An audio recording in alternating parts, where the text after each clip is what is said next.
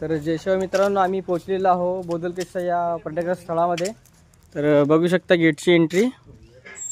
हे आमचे मित्र यांच्यापासून ते गेट उघडत नाही आहे कारण ते बॅग असल्यामुळे तो गेट बरोबर निघत नाही आहे.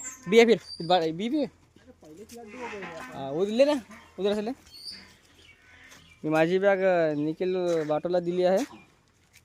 हान येते सप्पा थोडी भाऊ येणार बा.